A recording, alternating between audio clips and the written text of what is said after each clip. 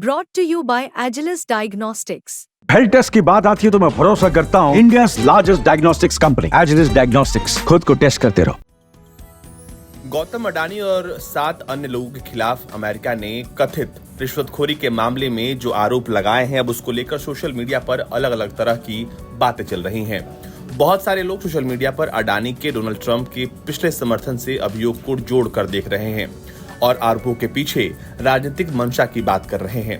खास तौर पर अभियोजन पक्ष के वकील और चक शूमर और जॉर्ज सोरोस जैसे डेमोक्रेटिक हस्तियों के बीच संबंधों का जो अडानी और मोदी के आलोचक रहे हैं। अरबपति गौतम अडानी के अडानी समूह पर पिछले साल अमेरिकी शॉर्ट सेलर हिंडनबर्ग रिसर्च के हमले में बच निकलने के बाद अब एक और नया संकट आ गया है। अडानी और 7 दूसरे लोगों पर संयुक्त राज्य अमेरिका में सौर ऊर्जा अनुबंध हासिल करने के लिए भारतीय अधिकारियों को रिश्वत देने का आरोप है। अडानी ग्रुप ने इन तमाम आरोपों का खंडन किया है और इन्हें बेबुनियाद बताया है, लेकिन सोशल मीडिया पर लोग मानते हैं कि ये जानबूझकर किया गया हमला है। कई लोग मानते हैं कि अमेरिका में न्याय प्रणाली अत्यधिक राजनीतिक है, इसलिए कई लोग अभियोग को राजनीतिक लिंक दे रहे हैं। सोशल मीडिया पर अमेरिकी अटॉर्नी ब्रायन पीस के कथित संबंधों के बारे में अटकलें लगाई जा रही हैं। अभियोजक जिन्होंने अडानी पर आरोप लगाया है और उनके खिलाफ गिरफ्तारी वारंट जारी किए हैं, डेमोक्रेट्स और वामपंथी अरबपति जॉर्ज सोरोस के साथ भी हैं, जो अमेरिका में डेमोक्रेटिक पार्टी को फंड करते हैं। सोरोस अडानी के मुखर आलोचक हैं और कई लोग उन्हें अपने समूह पर पहले के हमलों के लिए जिम्मेदार मानते हैं। ऐसे में कहा जा रहा है कि हो सकता है कि डोनाल्ड ट्रंप के चुनाव जीतने के बाद और उनको लेकर सोशल मीडिया पर जिस तरह की बयानबाजी हुई, उसको लेकर अब डेमोक्रेट्स समर्थित लोग जो हैं वो जानबूझकर अडानी को निशाने पर ला रहे हैं। अडानी के अभियोग का सोशल मीडिया पर राजनीतिकरण हो रहा है और डेमोक्रेट्स द्वारा किए गए एक हिट जॉब के रूप में देखा जा रहा है। सबसे पहले अडानी ने राष्ट्रपति चुनाव जीतने के बाद ट्रंप की प्रशंसा की। अब इस मामले को लोग इससे जोड़कर देख रहे हैं।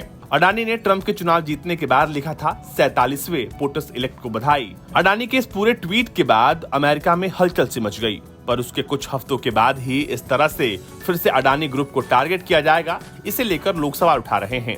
लेकिन आखिर अमेरिकी अटॉर्नी ब्रायन पीस कौन है?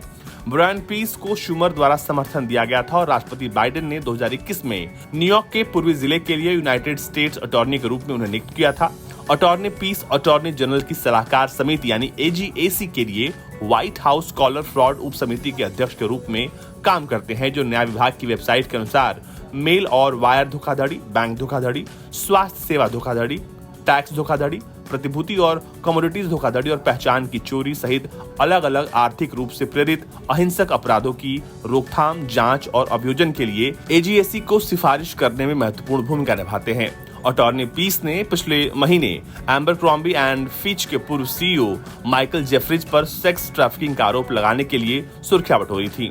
अब ब्रायन पीस को लेकर सोशल मीडिया पर एक अलग तरह का नैरेटिव चल रहा है और कहा जा रहा है कि ये जॉर्ज सोरोस के खेमे से हैं और ये जानबूझकर अडानी ग्रुप को टारगेट कर रहे हैं। कहते हैं कि ब्रायन पीस शूमर के काफी करीबी हैं और शूमर जो है वो जॉर्ज सोरोस के काफी करीबी हैं। फॉक्स न्यूज के मुताबिक पिछले साल बताया गया था कि सोरोस ने इस साल चुनाव के बाद कांग्रेस के ऊपरी सदन पर डेमोक्रेट्स का नियंत्रण बनाए रखने में मदद करने के लिए शूमर का समर्थन करने वाली सुपर PAC में लाखों डॉलर डाले थे और ऐसे में लोग अब इसे उससे जोड़कर देख रहे हैं। सोरोस 94 साल के हैं, जो एक अरबपति निवेशक हैं, जो परोपकारी बन गए हैं और एक पूर्व हेज फंड मैनेजर हैं, जिन्हें व्यापारी के रूप में बाजारों को हिला देने के लिए वैश्विक स्तर पर इन्हें जाना जाता है। साथ ही साथ वो भारत को लेकर कई बार टिप्पणियां कर चुके हैं और वो अडानी ग्रुप के काफी विरोधी भी रहे हैं।